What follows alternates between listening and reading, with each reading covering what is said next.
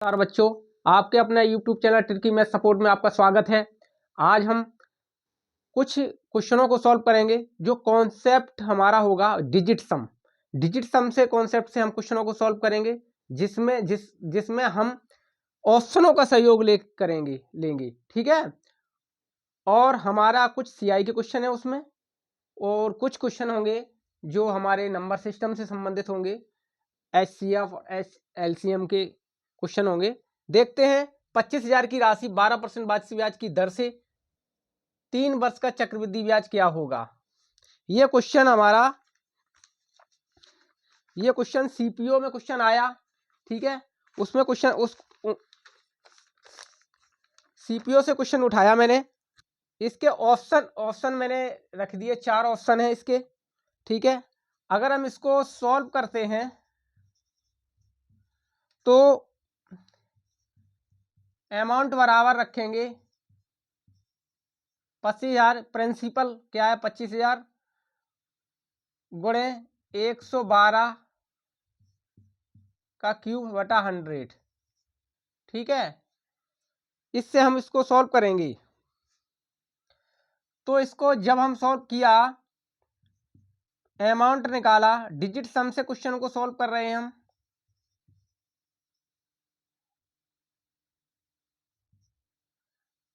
गुणे इसको देखो, अगर हम इसको 2 और 1 3 और 1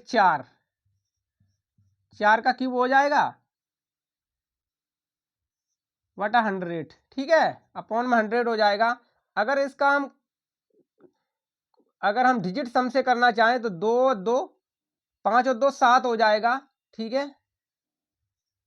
और इसका देखो, इसका 4 का क्यूब करते हैं तो 64 होता है, तो 64 का 10 हो जाएगा और 10 का डिजिट सम हो जाएगा 1, ठीक है। तो इसको 1 करेंगे और इसके बाद ये 0 0 कट ही गया, इसका कोई मतलब ही नहीं। तो इसको बस क्या आया, इसका जब हम मल्टीपल करेंगे तो 7 आ जाएगा, ठीक है। डिजिट सम से क्वेश्चन को करके अभी देख रहे हैं, अभी हमने बेसिक से नहीं किया, डिजिट सम से कर रहे हैं, ठीक है। अब इसका रूल क्या होता है, अगर हम सीआई का फॉर्मूला लगाते हैं, सीआई होता है अमाउंट प्रिंसिपल माइनस प्रिंसिपल, ठीक है। तो क्या है, तो 7 माइनस 7 तो 0 आ गया। तो हमें ये मालूम होना चाहिए कि इनमें से कोई एक ऑप्शन ऐसा है जो डिजिट सम से उसको अगर डिजिट सम करेंगे तो टोटल 0 आएगा, उसका डिजिट सम 0 आना चाहिए, ठीक है। तो इसको देखो, हम देखते हैं 4 और 2 6 6 8 6 14 14 और 9 23, ठीक है। तो ये नहीं होगा, और 23 का डिजिट सम होगा 5, तो ये ऑप्शन नहीं है, ये ऑप्शन नहीं हो सकता। इसके बाद देखो 5 2 7 और 1 9 9, ये भी नहीं है, ठीक है। उसके बाद देखो 8 6 14 14 और 6 20 20 और 5 25 25 और 25 और 9 25 और 9 34, और 34 और 9 हो गए तुम्हारे 34 और 9 हो रहे हैं 43, ठीक है। तो इसका मतलब है ये भी देखो तुम्हारा 7 होगा डिजिट सम, ये भी आंसर नहीं होगा। और इसको देखो, इसको पहली बात ये देखो, सबसे बड़ी बात ये देखो, इसमें देखो अगर जहां 9 आता है ना तो वो 9 को क्वांट नहीं करते हैं। पहली बात तो 9 को ही क्वांट नहीं करते, 9 को क्वांट नहीं करें, क्योंकि 9 का हम किसी में गुणा भी किसी भी संख्या में गुणा करेंगे तो भी इसका डिजिट सम 9 ही आएगा। देखो 9 आ गया तो 9 ही आएगा, इसलिए हम 9 को कभी क्वांट नहीं करते, ठीक है। तो इसको ये भी आंसर नहीं है। इसका देखो 2 3 5 5 और 3 8 और 1 9, 9 को क्वांट नहीं करते, 0 है। इसका मतलब आंसर यही होगा, करेक्ट है। ये डिजिट सम से क्वेश्चन को हमने सॉल्व किया और इसका आंसर यही होगा, ठीक है। ओके, समझोगे। दूसरा क्वेश्चन लेते हैं हम।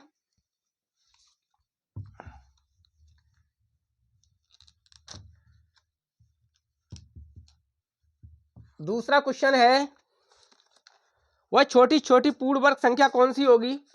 वह छोटी छोटी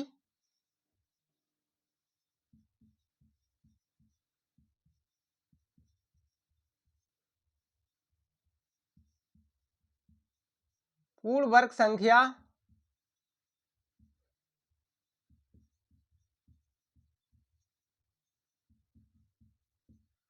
कौन सी होगी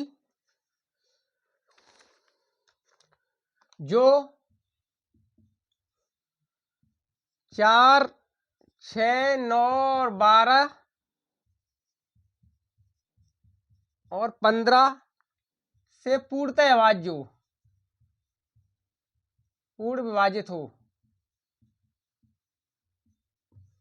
ऑप्शन है बच्चों 784, बी है 900, सी है 961 और डी है 841। देखो इस पे वो छोटी छोटी पूर्ण वर्ग संख्या कौन सी होगी जो 4, 6, 9, 12 और 15 से पूर्णतः विभाजित हो। ये आरआरबी जेई का क्वेश्चन है, उसमें पूछा गया ये क्वेश्चन। तो देखो इसको हम क्या करेंगे, अगर छोटी छोटी संख्या होती है तो क्या करते हैं, उसका एलसीएम लेते हैं हम, ठीक है। लेकिन जब कभी ऑप्शन दिए हुए हों, जब ऑप्शन दिए हुए हों तो पहले हम ऑप्शन से प्रयास करते हैं कि ऑप्शन से क्वेश्चन सॉल्व हो जाए। कभी कभी ऑप्शन इतने सिंपल रखे होते हैं कि उनसे ही सॉल्व हो जाता है, और जो नंबर दिए जाते हैं उन नंबरों से क्वेश्चन सॉल्व हो जाता है। अगर हम इसका एचसीएफ निकालेंगे, एचसीएफ निकालने में टाइम लगेगा, और टाइम भी लगेगा, गलती भी कर सकते हो, ठीक है। तो इसका क्या है, पहले एचसीएफ तो भाई एचसीएफ भी आना चाहिए निकालना, एचसीएफ भी निकालना बताएंगे, वो एलसीएम भी आना चाहिए, एलसीएम भी निकालना बताएंगे। एलसीएम कैसे आता है अभी हम आगे वीडियो लेंगे एलसीएम और एचसीएफ की, उसमें आप सीखेंगे।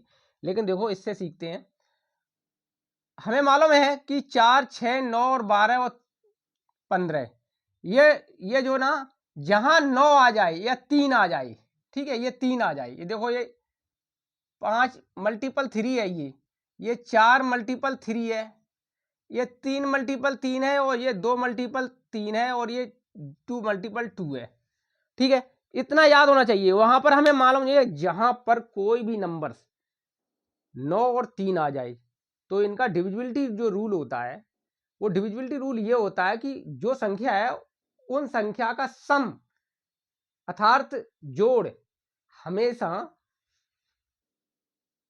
3 से विभाजित होता है और 9 से विभाजित होता है। अगर 9 है तो 9 से विभाजित होगा, और 3 का, ये सेम इनका कैटेगरी होती है। तो हम इन संख्याओं में देखते हैं 9, 3, 3 कै बार दिए गए हैं, ठीक है। तो हम 3 से देखते हैं कि 3 से कौन कौन है। इसको करते हैं 8, 5, 13 हो जाएंगे, 8 और 1 9, 9, 5, 13, मतलब ये आंसर नहीं होगा। इसके बाद ये देखो 9 और 1 10 और 6 16, 16 क्या 3 से विभाजित है? नहीं है, तो ये भी आंसर नहीं होगा। इसके बाद इसको चेक करते हैं 8, 4, 12, 12 और 7 कितने होते हैं? 19, 19, ये भी नहीं 9 से होगा।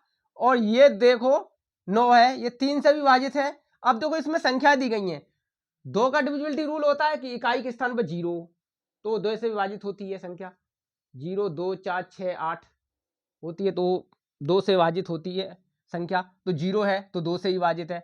4 का विभाजिता रूल ये है कि इकाई और दहाई से बनी संख्या 4 से विभाजित हो, तो ये देखो 4 से विभाजित भी है, ठीक है। उसके बाद देखो यहां पर ये आता है 3, 3 से विभाजित हो, क्यों? अंकों का योग 3 से विभाजित होगा, अगर 9 को हम तो 3 से 9। और उसके बाद अगर हम इसको 5 से देखें तो यूनिट डिजिट पर अगर 0 या 5 होता है तो 5 से विभाजित होती है संख्या, तो ये आंसर मेरा राइट है। इतना टाइम हमने इसलिए लिया कि आपको समझाने के लिए बच्चों, वैसे आप इसको बड़े आसानी से क्वेश्चन को सॉल्व कर सकते थे, वो भी डिजिट सम से और ऑप्शन से, ठीक है। ओके, नेक्स्ट क्वेश्चन लेते हैं।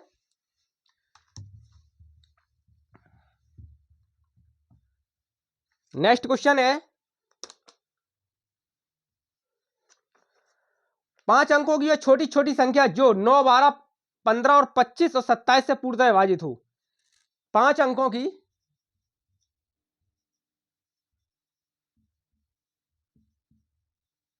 5 अंकों की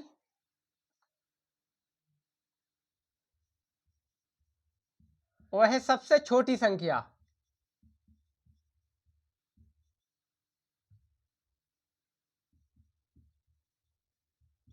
संख्या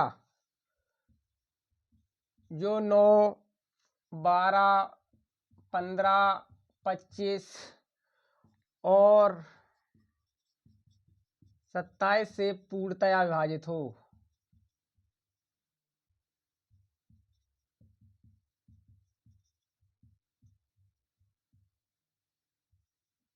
ठीक है बच्चों, ऑप्शन में देखते हैं।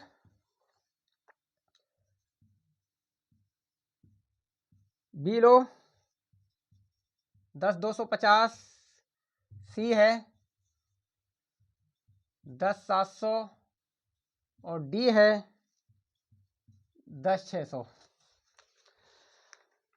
ये देखो 5 अंकों की वह छोटी छोटी 5 अंकों की वह सबसे छोटी संख्या जो 9, 12, 15 और 27 से पूर्णतया विभाजित हो। ऑप्शन दिए हैं 4 और ये क्वेश्चन जो आया है यूपी पुलिस में पूछा गया, यूपी पीपी में, यूपी पुलिस में पूछा गया ये क्वेश्चन। तो इसको हम देखते हैं। ये इसका मतलब ये है कि ये जो नंबर है ये कहीं, ये जो एलसीएम कह रहा है कि एलसीएम लो इनका, जो इनमें से कौन सा एलसीएम जो होगा जो 9, 12, 15 और 25 और 27 से पूर्णतः विभाजित होगा। इन सभी से उच्च एलसीएम में इस संख्या में, इनमें से किसी एक संख्या में पूर्णतः भाग चला जाना चाहिए। तो देखो जहां 9 आ जाए, आप सदैव बच्चों याद रखना, जहां 9 आ जाए, ठीक है, तो उसको सदैव याद रखना 9 हो या 3 हो, क्योंकि ये 4 मल्टीपल 3 का ये भी एक है।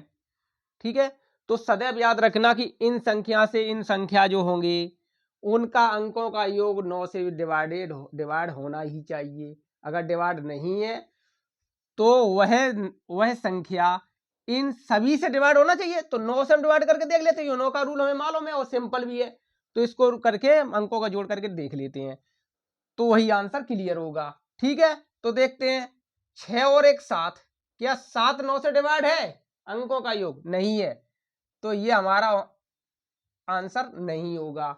उसके बाद देखो 7 और 1 8, ये भी नहीं है। ये देखो 5 2 7 और 1 8, ये भी ना है। 8 और 1 9, आंसर ये है। क्लियर है आंसर? देखो इसमें 12 का भी चला जाएगा, 5 25 का भी चला जाएगा और तुम्हारा 9 का भी चला है, सबका चला जाएगा। आंसर ये देखो आपको समझ में आया होगा बच्चों। इसके बाद नेक्स्ट क्वेश्चन लेते हैं। जब भी कोई क्वेश्चन ऐसा पूछा जाए जो छोटी छोटी संख्या, तो वो एलसीएम पूछ रहा है। जब कोई कभी बड़ी से बड़ी संख्या पूछी जाए तो वो एचसीएफ पूछ रहा है। ठीक है, हाईएस्ट कॉमन फैक्टर्स पूछ रहा है, तो इस पर नजर रखें। क्वेश्चन को कभी भी एग्जाम में जाएं और क्वेश्चन को जैसे देखते ही तुरंत ही सॉल्व करना ना लग जाए, उसको पहले उसको थोड़ा 2-3 सेकंड 4 सेकंड दें, क्वेश्चन को देखें, क्या ये ऑप्शन से क्वेश्चन सही भी हो सकता है, क्या ये क्वेश्चन को सही से संख्या को हम पहले जांच कर लें कि ऐसा कोई डिवाइडेशन रूल तो नहीं पड़ रहा है जो इन जो ऑप्शन है ऑप्शन से क्वेश्चन को सॉल्व किया जा सके। क्योंकि जब भी एग्जामिनर कोई क्वेश्चन रखता है तो इतना क्रिटिकल क्वेश्चन नहीं रखता, इतना हार्ड क्वेश्चन नहीं रखता, कि अगर हार्ड रखेगा तो टाइम भी तो एक होता है उसके बाद 90 मिनट्स या फिर 120 मिनट्स, तो ना टाइम भी वैसे ही होता है। तो क्वेश्चन को हमेशा सिंपल रख रहे हैं, वो हाई कैलकुलेशन वाला नहीं होता है, लेकिन हमें शॉर्ट कैलकुलेशन सीखना पड़ता है, उसको जल्दी सॉल्व करने की तरीका जानना पड़ता है। ठीक है, तो मैंने आपको जल्दी सॉल्व करने के कुछ तरीके बता रहे हैं बच्चों। और नेक्स्ट क्वेश्चन को देखते हैं। उसके बाद क्वेश्चन है वह कौन सी संख्या जो 8 से पूर्णतः विभाजित नहीं है? वह है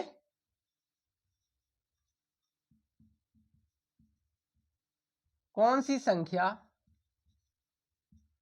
जो 8 से पूर्णतया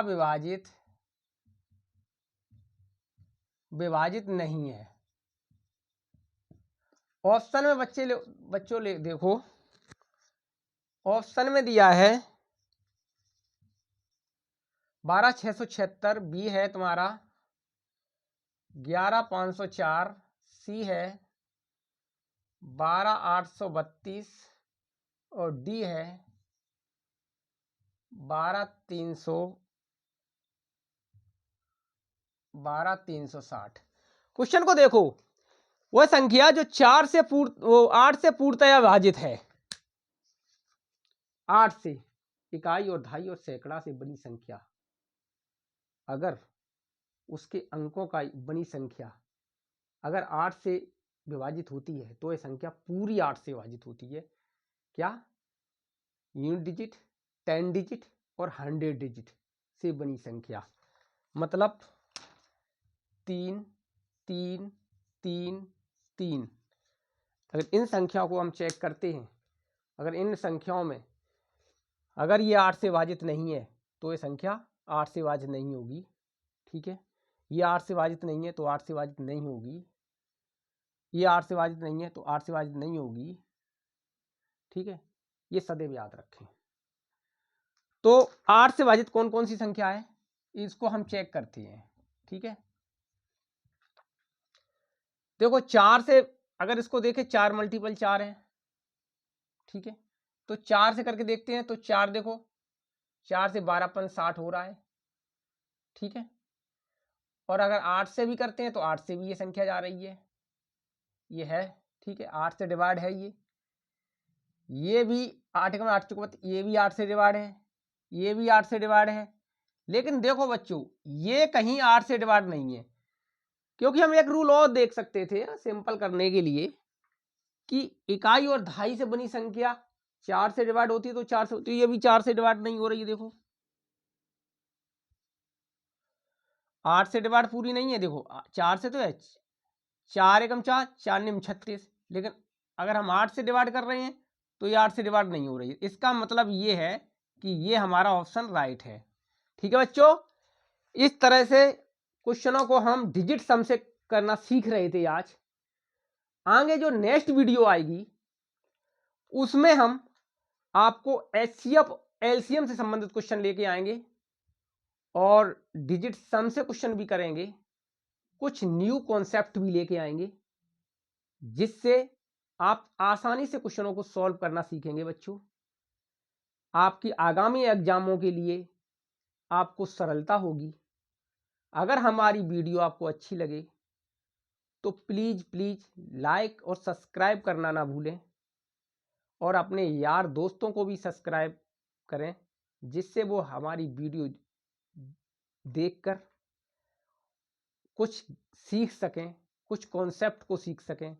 क्योंकि हर क्वेश्चन को, कभी भी ऑब्जेक्टिव वाले क्वेश्चनों को सॉल्व करने की ज़्यादातर ज़रूरत नहीं होती है। कुछ ही क्वेश्चन ऐसे होते हैं जिनको सॉल्व करने की हमें थोड़ा कैलकुलेशन करने की ज़रूरत होती है ना। मामूली से पॉइंटों के कैलकुलेशन करने से आंसर निकलता है। ठीक है, ओके, थैंक्स, जय हिंद, जय भारत।